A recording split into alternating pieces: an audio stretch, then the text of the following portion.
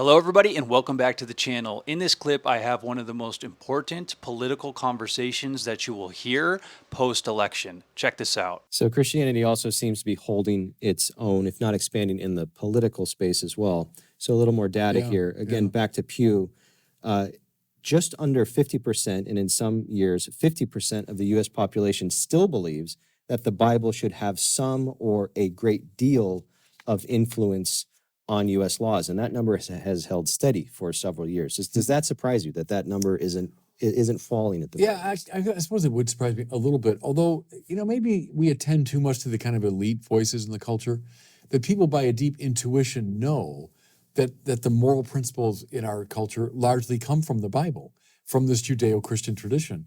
And you can talk about, well, those are secular laws, but what's undergirding? Even something as simple as regulating the speed on a highway. Well, what's underneath that is a concern for human life. Right. Well, why are we that concerned for human life? Well, it's because, of these great biblical values. If the 10 Commandments represent, as Aquinas said, the basic principles of the natural law, so from the Bible to natural law to positive law, maybe people are intuiting that relationship without being able to articulate it fully. Here's been some intellectual currents gaining steam. This is primarily on the conservative side of the political spectrum, but they include common good constitutionalism, post-liberalism, and integralism, among others. They all have, they differ with each other, and they're internally complex, but they all have a kind of basis in a Christian understanding of reality and the human person. And they appear to be, like I said, gaining steam within the political world. Do you see any significance in that taking place? Yeah, I do. And I know some of those folks and have talked to them. We had Patrick Deneen on recently on our show, and we've had David Schindler and other people. I think if we get to the very bottom of those theories, you find something like the need for a moral undergirding of our political society, and then underneath the moral, something like a properly spiritual or religious view. Now, I know we can have a whole discussion about this, and it's complicated, but that there is this kind of Russian doll relationship, that positive law, this is Thomas Aquinas, indeed nests in the natural law, which in turn nests in the eternal law of God. And you can't separate those out. If you want a more up-to-date version of that, read Martin Luther King, letter from the Birmingham City Jail, where he makes exactly that Thomistic argument. That what's the matter with the Jim Crow laws of the South? Well, he said they're out of step with the moral law, which means they're out of step with the eternal law. And that's why he says to his fellow ministers, I can't wait. I have to oppose these laws now. Right. So that intuition, which is very deep, that needs to make a comeback, or it needs to be made more explicit.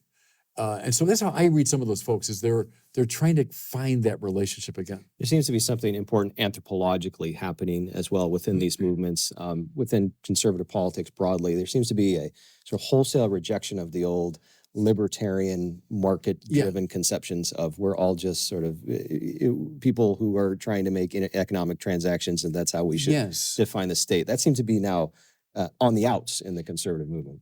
Yeah, it's a tension within it, and that's been around for a long time. Go back to even to like the 50s, and the beginning of National Review, William F. Buckley, and think of someone like a Russell Kirk. I take him as a lodestar in many ways from my own thinking about. He was not a libertarian and did not like this sort of purely Lockean sort of or free market view of things. He wanted a morally informed political ethos, and he wanted the moral to be grounded in the religious, the spiritual. That's where I stand. I go back to like Russell Kirk, and behind him, Edmund Burke. That's the tradition I'm in. There are other expressions of conservatism that I'd be less enamored of. Sure. And some of them have that libertarian form. That's not Catholic social teaching. So when people ask me, what's with your political point of view, I say it's Catholic social teaching. That's right. But I think people like Russell Kirk, who became a Catholic indeed, represent that. They have those instincts, The final example I'd like to look at, and this is right when we're filming this just happened, is your experience at the National Eucharistic Congress, where you spoke to over 50,000 people in Lucas Oil Stadium. Now, of course, that's a momentous moment for the church. Do you see any broader cultural significance for that? I hope so. We don't know. I hope so. I think the fact that so many responded to that call is remarkable. I was there at the very beginning when we were thinking about this idea. We bishops were. That's right. And, we didn't know. We had the Pew Forum study and others that got our attention that there was a problem. And then we brought it to our brother bishops, and we went through a couple of years of deliberation and consultation indeed with the Holy See. And then we launched this revival, the long-term goal of which is indeed, a Eucharistic revival across the whole country. Will it happen? The gathering in Indianapolis is a good sign that there was, an interest in it. Think of those pilgrimage That's right. Yeah. processions across the country. That's powerful Public stuff. processions. Yeah. Public processions. Yeah. And so I take it as a very positive sign. Now, it's up to us and the local churches to make sure it continues. So it's a hopeful sign anyway. Let's turn then to taking the remaining moments we have a more evaluative approach to this data. So we've looked at some empirical data. We've looked at some anecdotal instances as well. What's your general sense, Bishop? Are we at a better place? Are we going in a better direction than we have been, or might this just be sort of flashes in the pan? No, I think it is a better direction. I mentioned Peterson earlier, and I'll mention his name again because to me he's playing a very interesting role in our culture. Jordan Peterson. He emerged, how many years ago now? 2015 or something, around the whole pronoun issue up in Canada and all that. But then people began listening to him, and he talked in maybe a broader context, but then he got into the Bible pretty early on.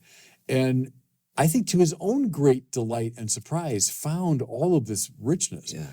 We would call it probably the moral sense of the scripture, to use the old patristic language. That's what he found, and how these stories and so on speak so deeply to the realities of human experience, etc. And the fact that it was coming from him, not from a cleric, because, people were suspicious of clerics and scandals and all that. It was coming from this layman who was outside of the religious establishment completely, who was not preaching. He was searching. He was thinking it through in a public way. I know a lot of people found that very compelling. Here's a guy, I remember telling my brother bishops this at when I was head of evangelization. I said, just look at this phenomenon of this layman. At that point, I don't know how I'd characterize his belief, but I said, a layman who's getting up and tens of thousands of young men are coming to listen to him. Right. And I said, say what you want about him. There's something we should learn from this, Well, I think it's broadened out from Peterson too to a lot of other people who've begun to speak about religion, and let's face it, which has been around forever, the conceit that we've come up with some new arguments. Richard Dawkins has some, and religion therefore is over. And you listen to the new atheists now; they seem silly. They do seem silly. Yeah, it's pathetic even. Yeah. Pathetic that this thing that's been around forever. Some of the greatest minds and spirits and artists and poets of all time have been part of it. And it's this Bronze Age mythology, and let's move on. The other part of it too, I think, and I deal again with a lot of younger people.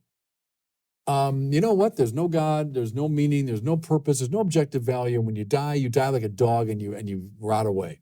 That's your worldview. That's Dawkins, Harris, Hitchens. That's their worldview. Okay, who's finding that compelling? Yeah. Who says that's what I want? Boy, I want to fight for that. I think in the beginning there was a fair amount of this. Oh yeah, in the face of religion. But then once they realized that's what we're talking about here, and then you come up against a tradition that goes all the way back and concludes all these great figures who, in very compelling ways, once you listen to them, speak of a deeper, higher, richer world, the world of value and meaning and purpose. And I think Peterson and company kind of stumbled onto it and said, hey, did you see this? And people started listening again to it. I think that's a very hopeful sign. To conclude, and to loosely quote C.S. Lewis, sometimes moving forward means going backward. This idea suggests that we must reconnect with our roots to regain direction and strength. This clip, I believe, highlights how America and the church are finding renewed hope by getting back to its roots, by looking to the past, and therefore sparking a vision for the future. To conclude, I just want to provide 25 reasons rapidly why I believe you should be hopeful that Christianity is going to remain a force within the United States of America. and I'm just going to read them. Christianity has a rich, deep-rooted history in American culture. Many Americans still identify as Christian, ensuring a strong base. The Bible remains widely accessible and influential in the U.S. Christian values often align with common American moral concerns. Churches continue to adapt to the modern societal changes. Christianity's message of hope still resonates during uncertain times. Christian schools and universities help perpetuate faith, and I'm thinking specifically of classical Christian education. Charitable Christian organizations continue to impact communities. Many political leaders emphasize Christian principles. Social media has amplified Christian voices and outreach. Christianity has shown resilience through past societal changes. Christian communities offer strong support networks. Youth ministries help shape future generations in faith. The U.S. Constitution protects religious freedom. Christianity's global growth influences American faith communities all around the world and specifically strengthens as we send missionaries and they grow in their faith to strengthen our church back home. Major events continue to inspire revival and spiritual reflection. We see that in this clip. Christian media, including movies and music, reach diverse audiences. Christian doctrines address contemporary issues, offering guidance in times of doubt. Faith-based programs support personal growth and social welfare. Christianity's intellectual tradition appeals to seekers of truth. Christianity is adaptable to cultural diversities within the U.S. Many people turn to Christianity in time of crisis. American Christian missionaries still influence faith worldwide, and that's a sign that we are strong because we're still sending people out to the world with the faith. The Bible remains one of the most read books in America.